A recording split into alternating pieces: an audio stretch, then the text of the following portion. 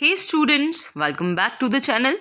तो जैसा कि मैंने आपको लास्ट लेक्चर में बताया था कि आज के लेक्चर में हम करेंगे MCQs, active passive Q basis पे एमसीक्यूज। तो हमारे पास जो क्वेश्चन दिया होगा वो या तो एक्टिव वॉइस की फॉर्म में दिया होगा या तो वो पैसिव की फॉर्म में दिया होगा। हमें इसे अकॉर्डिंगली चेंज करना होगा। एक्टिव है तो पैसिव में चेंज करो और पैसिव है तो एक्टिव में चेंज करो। The management will have reviewed the application by tomorrow. By तो लगा है लेकिन ये टाइम के साथ लगा हुआ है। बाय अगर एजेंट के साथ लगा हो तब सेंटेंस पैसिव होगा, लेकिन एजेंट रिव्यू किया गया है मैनेजमेंट के द्वारा। ये सेंटेंस पूरा का पूरा एक्टिव फॉर्म में है जहां पर लिखा हुआ है विल हैव। अब हमें ये पता है ये वर्ब की फॉर्म है स्टूडेंट्स थर्ड, क्योंकि यहां पर हैव लगा है ना तो वर्ब की फॉर्म थर्ड होगी। अगर हैव ना होता तो हैव के बिना ये स्टूडेंट्स बेस फॉर्म रिव्यू लिखा होता है। रिव्यूड है तो अभी ये थर्ड फॉर्म है। इसका बन जाएगा, हम सबसे पहले लिखेंगे स्टूडेंट्स द एप्लीकेशंस। ठीक है, सबसे पहले लिखेंगे द एप्लीकेशन। देखो चारों ऑप्शंस में द एप्लीकेशन को पहले ही लिखा है। अब पहले ही लिखा है तो दूसरा हमें देखना होगा विल। इधर भी विल है, इधर भी विल है, इधर वर है, इधर आर है। सी और डी पार्ट कैंसिल आउट हो जाते हैं, क्योंकि जब भी ऊपर मॉडल होगा ना नीचे तो हेल्पिंग वो मॉडल ही आएगा। विल के साथ हैव आएगा, दोनों में हैव है। फिर बीन भी आएगा क्योंकि आगे थर्ड फॉर्म है। एक्टिव में अगर थर्ड फॉर्म होता है तो पैसिव में बीन लगता है। ठीक है, रिव्यूड भी आ गया। दोनों सेंटेंस ए और बी बिल्कुल सेम जा रहे हैं। बस ए में लिखा है रिव्यूड के बाद bye tomorrow by the management, और बी में लिखा है by the management by tomorrow. तो दोनों में से करेक्ट पार्ट जो होगा स्टूडेंट्स वो बी पार्ट करेक्ट होगा। क्यों? क्योंकि पहले यहां पर एजेंट लगाया हुआ है फिर टाइम लगाया है। आइडली एक्टिव पैसिव फॉर्म में अगर टाइम दिया है और अगर हमें एजेंट लगाना ही है ना तो टाइम से पहले एजेंट को प्रेफर करेंगे। तो यहां पर स्टूडेंट्स बी पार्ट करेक्ट होगा।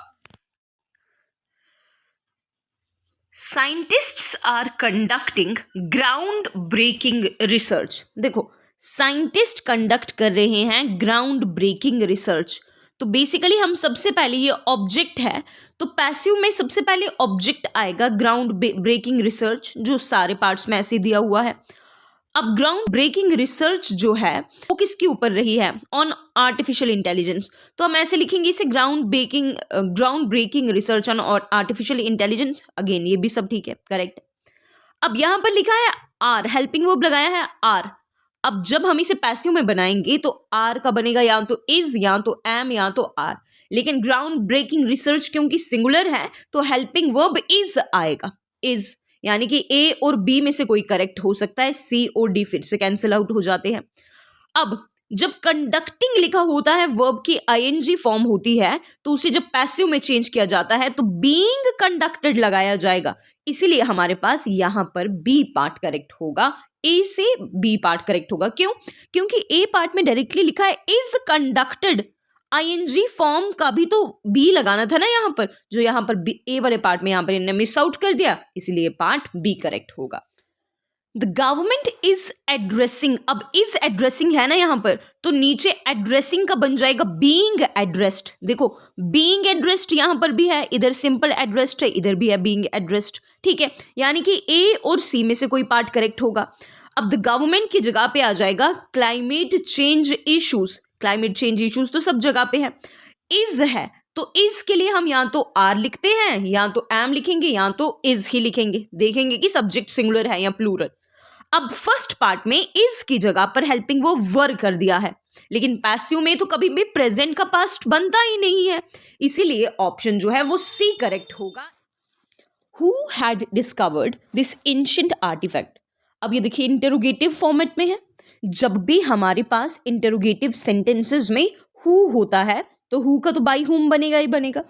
बस ध्यान ये रखना है कि जब हु का बाई हुम बन जाएगा तो दिस एंशिएंट आर्टिफैक्ट यानी कि जो पहले ऑब्जेक्ट था ना उसे वर्ब से पहले कर देना है। तो यहां पर बन जाएगा स्टूडेंट्स हैड है ना, हेल्पिंग वर्ब हैड ही रहेगा। Had this ancient artifact been discovered, इसका आंसर बी करेक्ट होगा। अब डी करेक्ट नहीं हो सकता है क्योंकि हेल्पिंग वर्ब वो पास्ट का प्रेजेंट बना रहा है। हैड का इज बना रहा है सी में, और हैड की जगह पर वॉज बना रहा है।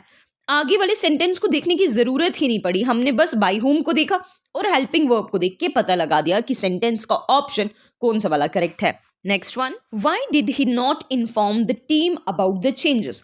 व्हाई डिड, मैंने आपको ये भी बताया था कि जब भी इंटरोगेटिव सेंटेंसेस में व्हाई व्हेन वाले वर्ड्स होते हैं तो वो सेंटेंस में ना सब्जेक्ट होते हैं ना ऑब्जेक्ट, तो वाई का तो वाई ही रहेगा, लेकिन जो दूसरा वाला सब्जेक्ट होगा वो ऑब्जेक्ट की जगह पर जरूर चला जाएगा और ऑब्जेक्ट जो है वो सब्जेक्ट की जगह ले लेगा। ही है यहाँ पर सब्जेक्ट, द टीम है यहाँ पर ऑब्जेक्ट, तो यहाँ पर बन जाएगा स्टूडेंट्स ही की जगह पे द टीम और ही आ जाएगा द टीम की जगह पे। डिड होता है, जब हेल्पिंग वर्ब डिड होता है तो डिड का या तो वॉज बनता है या तो वर।